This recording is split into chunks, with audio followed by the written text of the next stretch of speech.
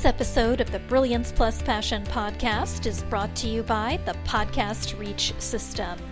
Are you ready to exponentially reach more profitable customers? Launching and hosting your own show is your proven best solution for networking, client attraction, and establishing your celebrity expert brand. Visit www.podcastreachsystem.com and claim your rightful place as the leading star of your industry so you make a difference for your community, market, and audience.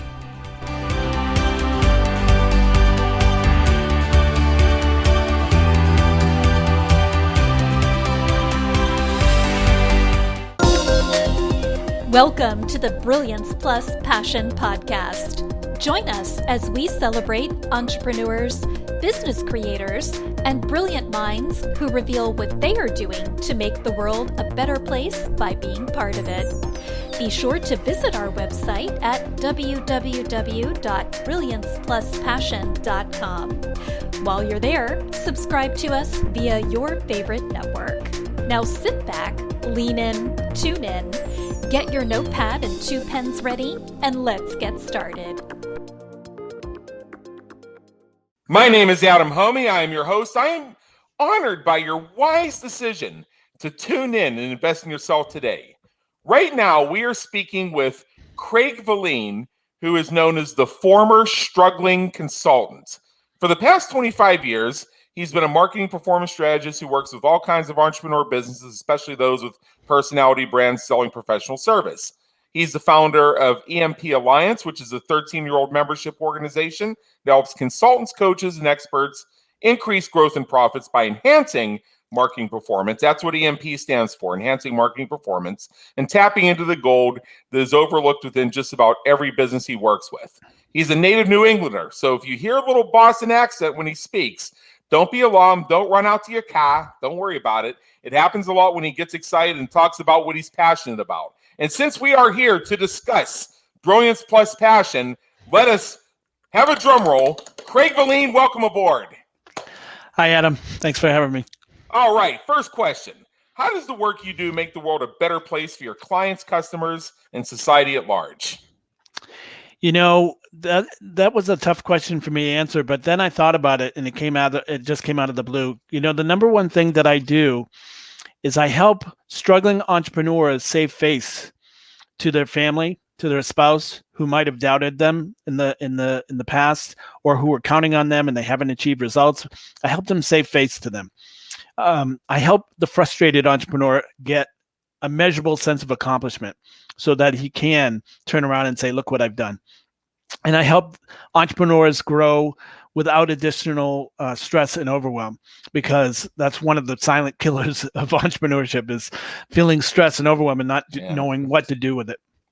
Been there, done that. So for our listeners, if you could just explain in your own words, what is it you actually do so they can understand? Yeah, I have 3 different ways that I work with people. And number one is I have that membership that you just mentioned called EMP Alliance. It is formerly the local chapter of Glazer Kennedy Insider Circle, but we kept going with it after we disengaged with them. But it's a group of passionate entrepreneurs, ambitious entrepreneurs who are looking to get to that next level, but need a little help along the way through peer-to-peer support and lessons and trainings and online stuff like that. So we used to meet in person once a month in a group live format. And, you know, the whole benefit of that format was we made the member the star. It wasn't about me. It was about them. So they felt like they had some real support in their growth as an entrepreneur. Second way I help people is through a mastermind format. I've had a mastermind for 13 years that I facilitate. 4 of my members in that group have been with me for those 13 years, which is unheard of. And that is really where high-level people go to that next level. They're really seeking to get results fast. And they do it through peer-to-peer sharing, through support, through resources, through overcoming challenges, through seizing opportunities. And then third, I work with people in private coaching or consulting arrangements, and those people really come out of those first 2 groups. Those are people that have been with me in one way, shape, or form over the years, and they feel like they like, know, and trust me. And we get to that point where they say, I really need or I want help. Craig, will you help me? That's fantastic. So in your experience, what are 3 of the most frequently asked questions that people have when they're working through their process of deciding to hire you or work with you? There's nothing profound about the questions. I think this is common in most consultants, is like, I need more clients. Can you help me? How can you help me? How much do you charge? They always ask me that, and that's not an easy question to answer. Can you do it for me? And I know you asked for 3, but I have 2 more. Do you guarantee results? And the answer to that is no, because it depends on you implementing these things. So, if you do what I tell you to do, and we can, I can watch what you do to make sure you don't deviate from what I told you to do, then maybe I can do that. But in ordinary, I can't do that. And lastly, what is the newest thing in marketing and social media that I can try? It's not about what's newest, what's the new shiny object is. It's really about what works, what's time tested, what works, and what are you already doing right now that has been working that we can amplify, that we can make even better. That's great. Now, what are some questions you wish people would ask? That's funny. I had a hard time answering that, but it's like, really, it's more cooperation from the client. And that is, I wish they would ask me, what do you need from me and my staff specifically to help us reach our goal in the fastest time possible? Another one would be, what attitude or beliefs do I really need to adopt to help you help us? It's funny, but it's just like, people are so stubborn in their ways. Sometimes you have to be malleable. You have to be flexible in your approach and working with the consultant. One of the first questions I always ask is, have you worked with a coach or consultant in the past, and what were the results? Because if they've never worked with someone in the past, it's going to be hard for me to train them on how to be a good client. Yeah. All right. So let's shift gears a little bit. And you've raised some pretty interesting points, which we may circle back to in our time here. What is something rather, that people who know you would be surprised to learn about you? Now, I already revealed the Boston secrets. There's got to be something else. I have several, but I had to be, clean about this and, bring out the wholesome goodness in this show. And, it's, some people don't know that I'm a former reality show star. Really? It sounds much more glamorous than it is. I was on Home and Garden Television's Designed to Sell back in 2005, where they featured the transformation of our home that we were trying to sell, and they fixed it up, and then we sold it, and it was all done on TV. And so wow. I'm on episode 308 of Designed to Sell, and the title of that episode was Real Estate Home Run. Wow. That I had no idea, and I've known you for a long time. You're even one of those people, and they're relatively rare in the world, I've had the opportunity to sit down with in person, and I didn't know that. Yeah. So you surprised even me, and I've known you for a long time. What do you hope people say about you when you're not around to hear it? That I want them to say that I want them to feel this mostly, that I really truly care about them and their success. They're not just another client. They're not just more money in my bank account. They're real people that I have a relationship with, and they feel that I really care about them. And I want them to say that that they feel that I gave 100% with what they needed help with. I don't want them to ever think like, he really did that half-assed. That's not what I want my reputation to be, and nor do I want any friend to feel that way. Right. If you could go back in time and change one thing you've done or one thing you've experienced, what would it be and why?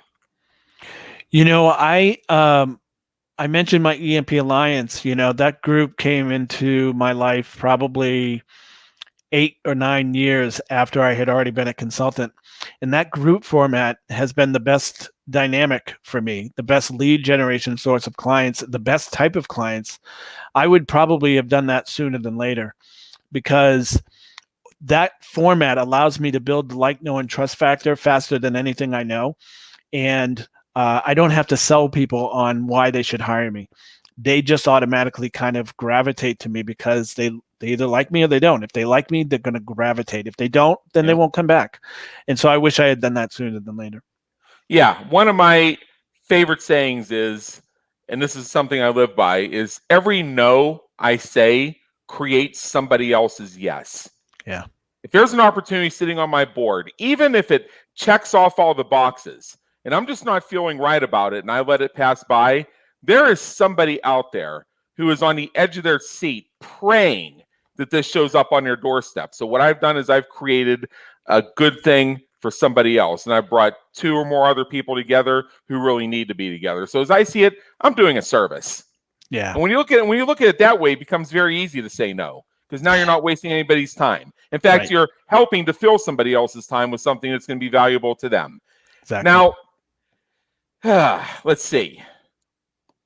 What famous person, alive or dead, would you like to meet, and what questions would you have for them if you had the opportunity? It's funny. When this person was alive, I didn't appreciate him until, as much as I do now, because, when someone leaves this earth, you realize they had an impact on the world in one shape or form, and maybe even more than you ever realized. And, what's funny is that it's Kobe Bryant. I loved his work ethic and his desire to win. And I would just ask him who, what, where, why, when, and how he developed that within himself, and how is that transferable to someone like me? Yeah. What motivates and inspires you to keep going when you're having a tough time or facing a challenge? That's easy. Gratitude, plain and simple. I'm blessed to be alive, to have family and friends, to have the ability to help others who have dreams and ambitions, to help those who may be struggling by sharing my story. I'm grateful for it every single day. I wake up and I say, thank you, God, for this beautiful day. Even when it's cloudy out, even when it's raining, even when it's loud or noisy, or, someone's been a pain in the butt in my life, I'm still grateful to be on this earth. So I thank God every day. I live in Las Vegas. We have dry heat because we don't have humidity. So right now, we're in the middle of our nonstop excessive heat warning that pretty much makes up our entire summer. So if you want to send me one of those overcast days just to change things up, I will take it. It's like, I'm not a fan of precipitation, but we've been known to go 200 and some days without precipitation here. Now, when it comes down, it's like somebody's dumping a bucket on us, but then 3 hours later, it's all evaporated. I'm a former resident, if you recall, so I remember those. Yeah. Yeah. So finally, and I know you have a really special gift for our listeners that I myself am intrigued with, and I'll share that with them for you. But in general, right now, what is one action you want our listeners to take as they finish streaming this episode? It's really hard to succeed on your own. Dreams are either delayed significantly or they never come true due to people stubbornly thinking that they can do it all by themselves. I say get a coach or a mentor on the things you need help with, who you connect with, who has what you want, who can get you where you want to go in the fastest time possible and help keep you excited and inspired on your journey to greater success. Stop thinking that you're going to do it all by yourself. If you had a thought, a dream, something that was on your plate even a month ago and you haven't done it, stop thinking you can do it on your own. Go get a coach as soon as possible. Yeah, that's fantastic. And thank you so much for joining us today. Now, before you go, here's what I know you want to share with our listeners.